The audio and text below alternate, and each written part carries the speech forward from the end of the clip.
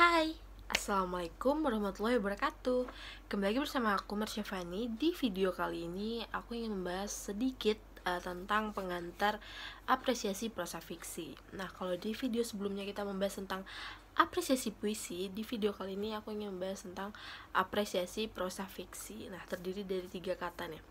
Jadi yang pertama ada apresiasi. Apresiasi sendiri itu memiliki arti kegiatan menggauli baik secara dokumentatif dan kreatif, secara produktif ya, yang dilakukan dengan sungguh-sungguh. Jadi hingga tumbuhlah atau hadirlah pengertian, penghargaan, kepekaan pikiran kritis dan kepekaan perasaan yang baik terhadap suatu karya. Lalu tadi ada apresiasi, ada prosa. Yang prosa di dalam Kamus Besar Bahasa Indonesia, prosa adalah bentuk tulisan bebas yang tidak terikat dalam sebuah aturan layaknya puisi. Jadi prosa ini tidak memiliki rima dan jumlah bait di setiap paragrafnya. Singkatnya, prosa ini merupakan karangan yang disajikan dengan teks naratif. Nah, lalu tadi ada fiksi. Fiksi adalah di dalam Kamus Besar Bahasa Indonesia atau KBBI, fiksi itu artinya cerita rekaan. Jadi berarti fiksi ini merupakan cerita fiksi, cerita khayalan atau tidak berdasarkan pada kenyataan.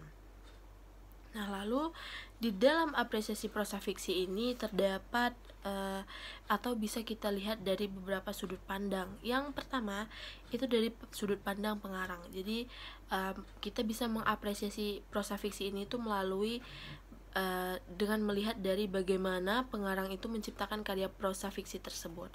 Lalu yang kedua bisa dilihat dari sudut pandang karya itu sendiri. Jadi kita mengapresiasi unsur intrinsik atau unsur yang terdapat di dalam prosa fiksi tersebut. Lalu yang ketiga dari sudut pandang pembaca. Jadi kita bisa mengapresiasi prosa fiksi ini melalui perspektif atau tanggapan dari pembaca prosa fiksi tersebut, karya prosa fiksi tersebut. Nah, lalu dua hal yang bisa kita lakukan dalam mengapresiasi prosa fiksi, atau dua hal yang bisa kita dapatkan lah, atau dua hal yang perlu kita lihat di dalam mengapresiasi prosa fiksi itu ada dua. Yang pertama itu etika ya, atau manfaat. Jadi yang bisa kita cari dari apresiasi prosa fiksi itu adalah manfaatnya. Jadi sebagai karya sastra atau prosa fiksi ini tuh diciptakan tuh manfaatnya apa, tujuannya apa gitu.